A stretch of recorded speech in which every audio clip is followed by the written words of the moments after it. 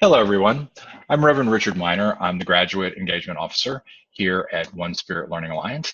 And I am very excited today because joining me is Reverend Ed O'Malley, who's not only a graduate of the seminary in 2008, but he's also currently working as a dean in the ISC program. Ed, thank you so much for joining me. Oh, it's a great pleasure. Thanks for inviting me, Richard. I have had the distinct pleasure of meeting you this weekend at the reunion and meeting your lovely wife as well. I want to thank you again for joining us for that. Your presence meant a lot to a lot of people. Now, I want to talk to you a little bit about the ISC program. I understand that you're working as a dean now, and you've been doing that for some time. Can you tell us a little bit about how you came to be a dean at One Spirit? Well, yeah, Spirit definitely had a hand in my joining the team. I had just closed the door to some of my teaching of ecotherapy, and I was looking as to what to do next. And I had discussed this with my wife, Mary, who's a reverend as well, and she always reminds me, let's pray on something when we're looking for what comes next. And so we prayed that weekend. The door closed on Friday. We prayed that weekend. And Therese, the director of the ISC program, called me Monday morning. And so it was divinely timed. And I graciously accepted her offer to join the program. Well, and we're all very grateful that you did, because you bring something really unique to the Interspiritual Counseling Program. Now, you have a practice outside of the Interspiritual Counseling Program as well. You have a spiritual vocation in addition to One Spirit. Can you tell us a little bit about what you're doing when you're not here? Well, I have my PhD in neuroscience. I needed to know about science, which led me into studying consciousness, which led me into sleep and studying sleep. Mm-hmm. And so I have, I'm boarded in sleep medicine, which allowed me to work with people with insomnia and sleep apnea and all that. And over the years, I began to realize more and more of people's sleep issues really derive from them trying to find their place in the world, their meaning in the world, their purpose. And, my motto here is to sleep well, you really need to live well. So I brought all the technology I had to bear into that practice, and becoming ordained in 2008 gave me that dimension to also bring in. And interestingly enough, at the recent sleep meetings this past year in June, I went and I actually saw presentations on correlating meaning in life and improved sleep. I mean, it's actually, there are now scientific underpinnings for, finding your spiritual purpose will help you do the rest of what you do in life well, including sleep. So I do sleep training for people, sleep awareness. Most of my work is done in nature or around nature, because I find spirit is so easy to access in the natural world, as many of us do. One of my heroes is Thich Nhat Hanh, who says and has been saying recently that we need to fall back in love with the earth, with Mother Earth. And I couldn't agree more.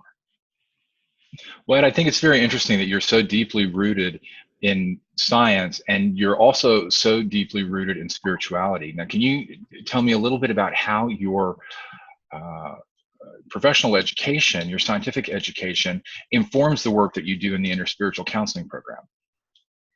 Well, like that, those studies that have been done recently that show purpose and meaning underlie good sleep.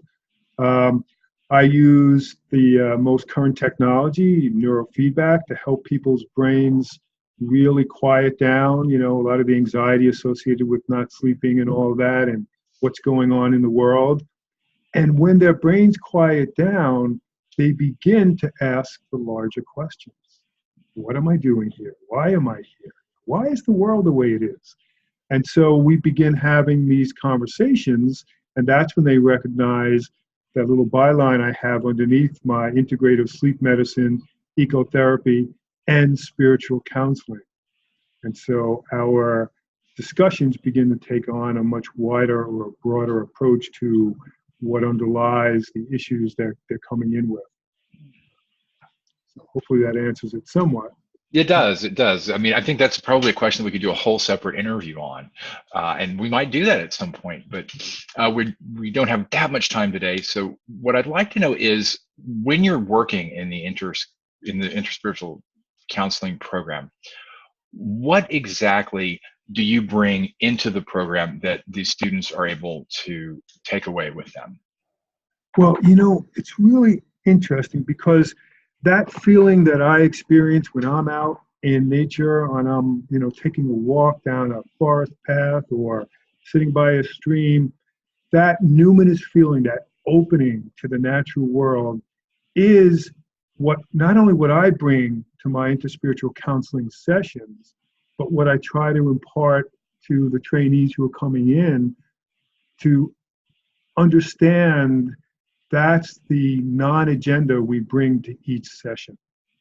We're actually sitting with someone and holding this greater space, allowing them to both feel safe, to allow their soul to peek out into the room and to begin to have that conversation so that they feel safe enough that their innermost concerns and desires and meaning begins to emerge, and they can explore for themselves what it is they need to hear from spirit. So spirit is there for them. And we just really provide the space, and every so often maybe a little nudge here or there, or offer a meditation or a kind word that may help move the session along. So now this sounds like a skill that would be extremely valuable for anybody working in any kind of ministerial vocation, whether it's chaplaincy or congregational work or one-on-one counseling. What do you find that your students take on a greater spiritual role when they've completed the program? I haven't heard it put quite that way, Richard, but that makes so much sense.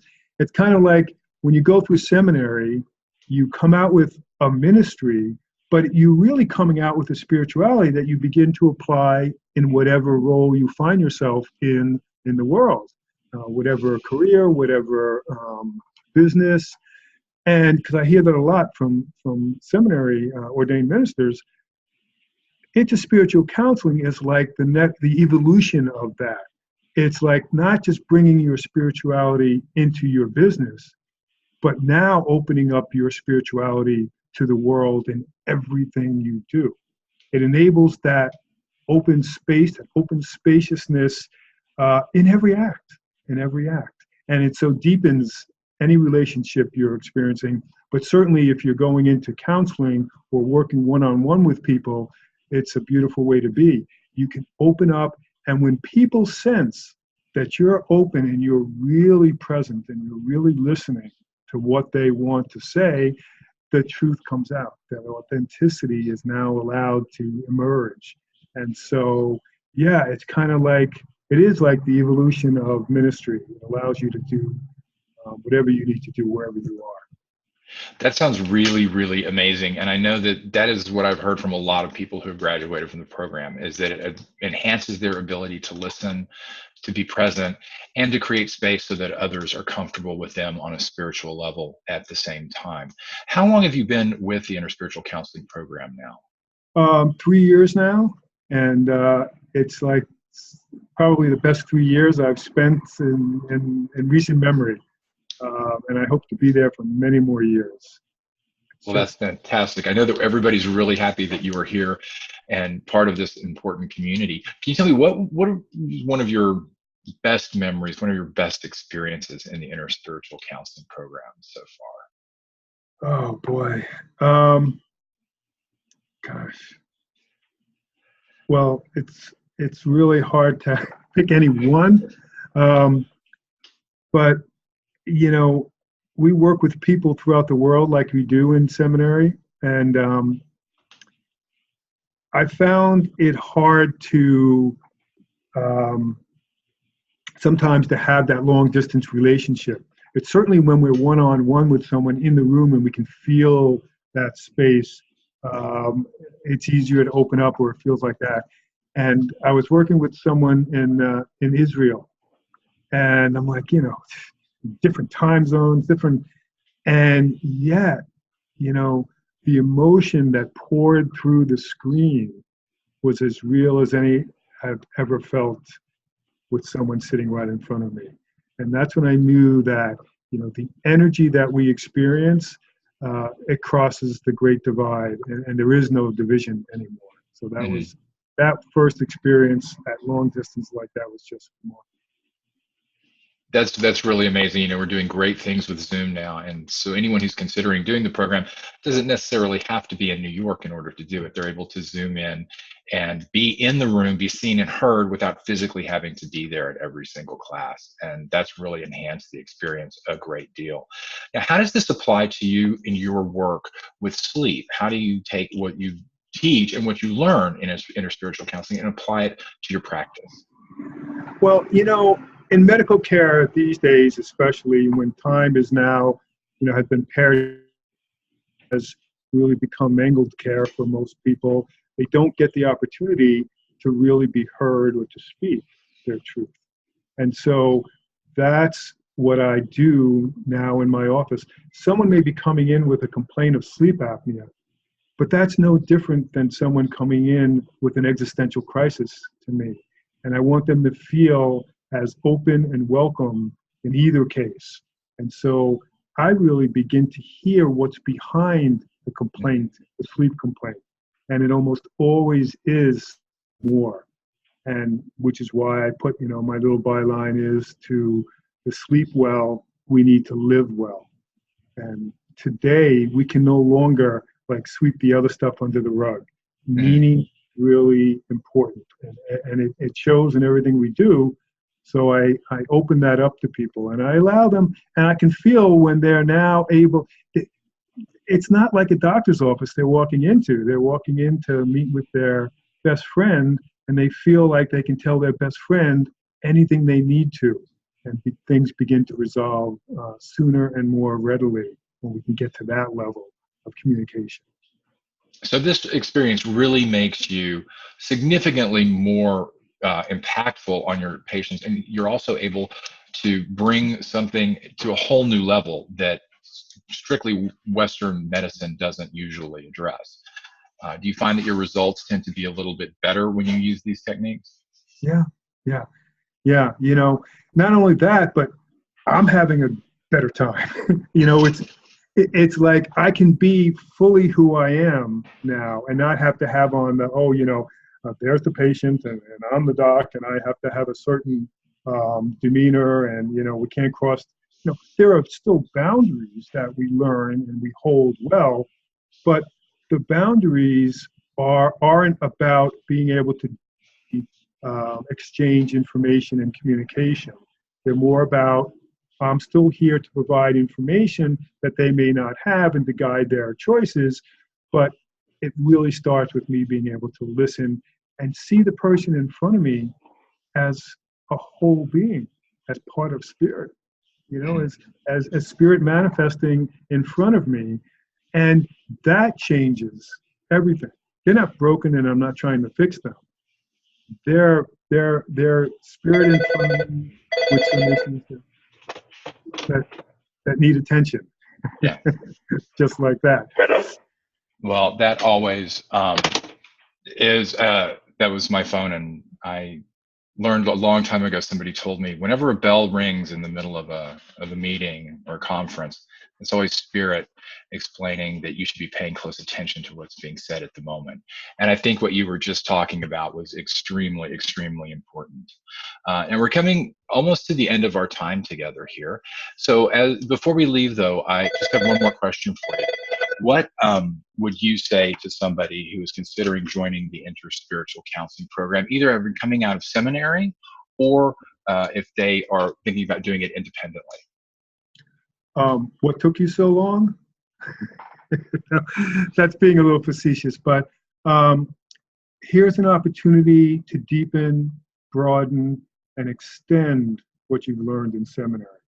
To not just, like I was saying earlier, to bring what you learned in seminary into your workplace, but almost to open up who you are as a minister, as a spiritual being, and allow your workplace to come into that.